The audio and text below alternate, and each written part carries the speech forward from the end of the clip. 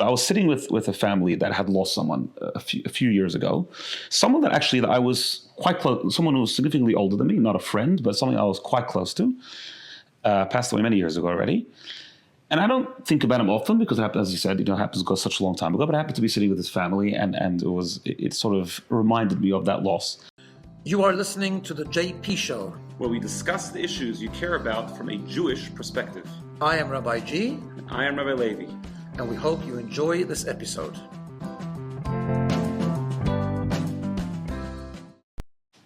Welcome back, everyone, to a new JP series episode. We're actually sitting in a new environment. This is pretty cool, no? Yeah, this is the Kayemet home.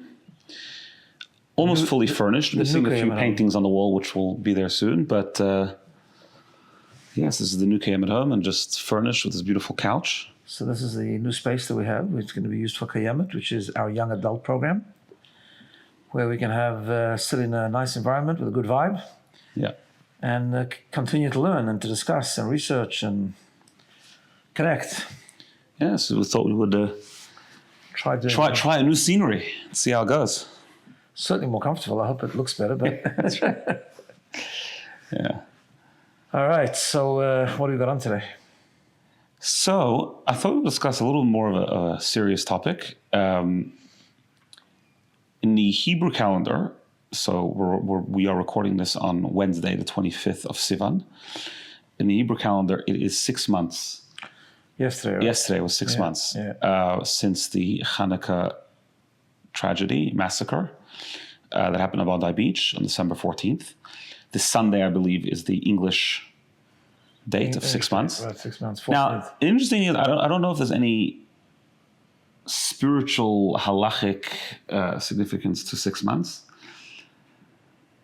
I don't know. Maybe there is. I'm not aware of any. Well, the laws of mourning and that, not really. Laws of mourning, it's 30 days and then a year. 30 days, 11 months for Kaddish, right. and then. Yeah.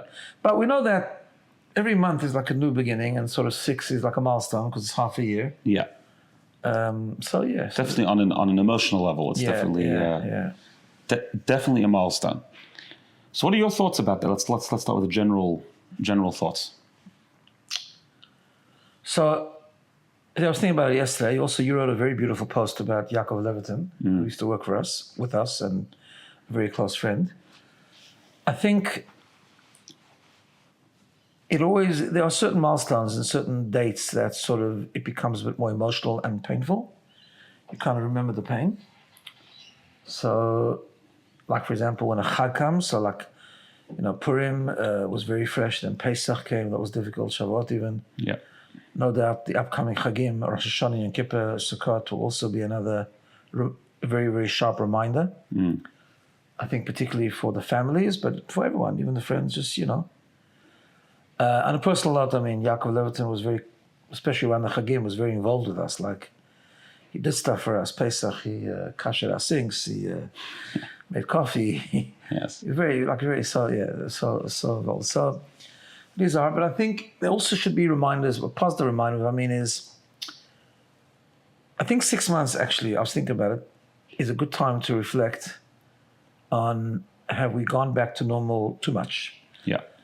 What I mean by that is I don't mean that we should continue to mope or mourn or be pained, which pain is there and it's not going to go away. But of course, we, as Jews, we channel the pain into something positive. We, for example, there's that mitzvah house on the... on Bondi Beach. On Bondi Beach, which is amazing. People have been reconnecting. People have been putting on tefillin. People have been just coming. Some people just visit there every so often. It's just unbelievable. And people are going to shul more. People are connecting more. People are learning more. And that was the true Jewish response. I think these milestones, like 6 months, is probably a good reminder that don't go back to normal. Continue on that reconnection. Continue on that urgency of channeling the pain into something positive. What do you think? I think so too. I think this idea of channeling pain and not only that, but like even, I don't know if the word is transforming, but like you mentioned, this concept of the mitzvah house or doing things there at the very spot that such a bad thing happened, to do something positive there is a true Jewish response. I can't think of anything more Jewish than that. No, and the community over here in Sydney did it unbelievably well. That's the truth. All the trauma and all the effects of trauma and all the things that came from it. By and large, the community showed up in an amazing way. Yeah. Just because someone made a comment the other day that for a lot of people it's going back to normal, and it's not such a good thing actually. Yeah. I don't know if that's true or accurate or not, but it certainly shouldn't be that way. It shouldn't be. We went into a new period of time. I'm not talking about only that, being vigilant about security and all that. That's an unfortunate new period. Yeah. But there's also a positive new tkufa, positive new period that the community went into, which should stay. And that's a good thing. And we should remind ourselves, every time we remind ourselves of what happened, we should remind ourselves, are we still responding like we should? Are we still channeling that pain into positive? Are we still trying to spread light rather than darkness and all that kind of thing? Yeah. So how do we do that? How do we hold on to it? Yeah, I think the only way really is about tangible, it's like tangible things. Because if you just hold on to it emotionally, emotions change with time. That's how it works, right? Time heals to a certain degree, especially if you're not directly involved. And even with everyone, eventually time heals on some level, hopefully. Yeah. We forget. I mean, you become more distant from it. It's designed that way. We're designed as human beings to be that way. We're not supposed to internalize pain forever because we never function. And so there is a concept where we tend to forget just a little bit. And that's normal. But the way we make sure we don't forget in a positive way is by not just, in a transient way, so doing some extra stuff or showing up to the mitzvah house or doing that. I want to go with a shout out, by the way, to Noach Kansapolsky, who's been unbelievable. Unbelievable. He's, yeah. And he's not, I actually went to visit there yesterday. I don't go often. I'm obviously not quite busy here, but when I do have a few spare minutes, I do go there. People have told me that they show up there every day to put on tefillin, and they've been, it's unbelievable. He's a guy, shout out to him, he's a guy that doesn't look for a lot of publicity, but unbelievable stuff. But it should be, I think now maybe it's a good time, 6 months, a good time for people to make a firm commitment. Because if it's just like, yes, I feel a thing and I respond, so I've been going to the mitzvah house, or I've been having a shir, I think now's the time to actually say, okay, what am I doing long term? It might be something small, but what am I doing long term? Never to forget and to hang on to something tangible that I'm going to do or learn that is spreading light. Yeah. Specifically because of this incident. Yeah. When you do that, then every time you do that thing, every time you have that shiur, every time you do that mitzvah, every time you give that charity or whatever, every time you do what you committed to do, you remember. Yeah. And you remember why you're doing it also, which is very important. For sure. I want to take us to a different angle, something that crossed my mind this Shabbos, obviously without mentioning names or giving too many details because it is something personal. But I think one of the things that happens after a tragedy, especially in immediate aftermath, is that you start appreciating things more. You realize that the small things that, that go wrong in your life are not that terrible. There are much worse things that can happen to you or to your family. And you start being grateful for the big things that you do have, right? And one of the things that happened this past Shabbat, actually not related to Chanukah at all, again, without giving too many identifying details, but I was sitting with a family that had lost someone a few years ago. Someone that I was quite close, someone who was significantly older than me, not a friend, but something I was quite close to. Passed away many years ago already. And I don't think about him often because it happened, as you said, it happens to go such a long time ago, but I happened to be sitting with his family and it sort of reminded me of that loss. And something that came to my mind was like this, that in an alternate universe, in other words, if a bad thing wouldn't have happened, and we had this family for Shabbos, he would have been there. And I never would have realized or appreciated the fact that he was there because I would never have thought like that he shouldn't be there. And it's sort of just, I'm not sure if I'm making sense, but you are.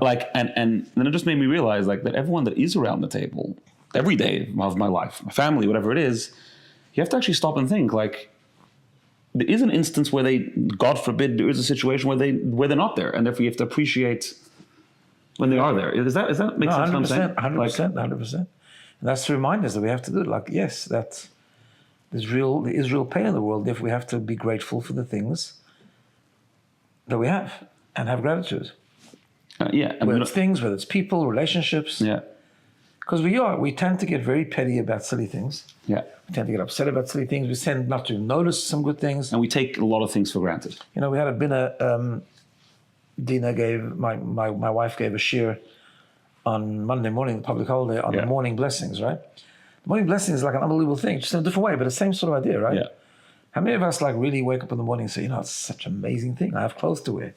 We just feel entitled. Of course I have clothes to wear. I mean, why shouldn't I have clothes to wear, right? Yeah. But what do you mean? Not everyone has clothes to wear. And there were times in history, I'm just reading a book now about a woman, a fascinating book. It's a different topic altogether, but a fascinating woman who was a well-known woman afterwards in America from the Chabad families. She was known as Rebbe Ushpal, but it's a book about her story in Russia. I mean, there were times that her kids didn't have shoes. Just literally didn't have shoes for a while. And, you know, didn't have anything to their name. They couldn't buy, whatever. There were times they hardly had any food. She lost her first husband very, very young. There was a time she went. This is a real person. There's a real person that lives in New York. I never knew her personally, but I know people that knew her very well. Yeah. And this was a person, there was a time she lived in Russia. And there was a time for a number of weeks where she had to go and look in the garbage can for food. Yeah. Right? Unbelievable. I mean, it's unbelievable. Do you think, really getting off topic here, but I think it's all related, when talking to children, like trying to impress upon children gratitude and not taking things for granted, do you think it's healthy? I think it's like a very Jewish thing to do, to like guilt your children, say, you know, like in the camps, you know, they ate scraps of the peels off potatoes, you know, you should be eating your dinner and be happy with it. Like, do you think it's a healthy way of imparting gratitude to children? Like, you know what I'm saying? Like, it's like, don't complain about the fact that we have rice for dinner. Your great grandmother, you know, was scraping off a peel in Auschwitz. You know, like, so I'll say two things. Sort of like burdening them with something which is not really. I don't think it works with young children. I would change it around. Like, just say the positive. Like, you know, if they say, "Oh, why are we having rice again" or something, I would just say, you know, Baruch Hashem, thank God we have food. Yeah. I wouldn't go through the whole details, you know, because it's not their problem. Like, I think young kids think because they lack the maturity. Yeah. So that's very nice. That was back in Europe, and there's people that I don't know, and that's not my problem. I don't think. Right? I think we have to talk about, like, everything comes from Hashem. I mean, a good part of gratitude in Judaism, obviously, is that we know that everything comes from God, and we don't take it for granted because we're not entitled. Look, God doesn't owe us anything, and we have to be thankful that we actually have. Yeah, maybe it's not exactly what you want for dinner tonight, but you know, we have what to eat. Yeah. We don't have to go to bed hungry.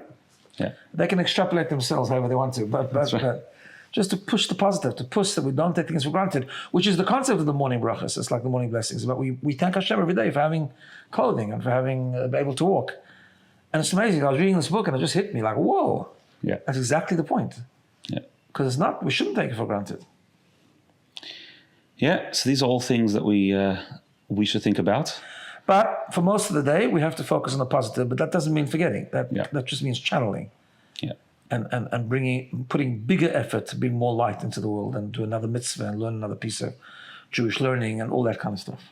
Yeah, because that's the light, just light. That's our only hope and really our only mission and our only response, really. Yeah, always has been. Exactly. All right, wishing everyone, we should all have good news and happy things to share. And we'll see you next week. Have a wonderful week. See you next week.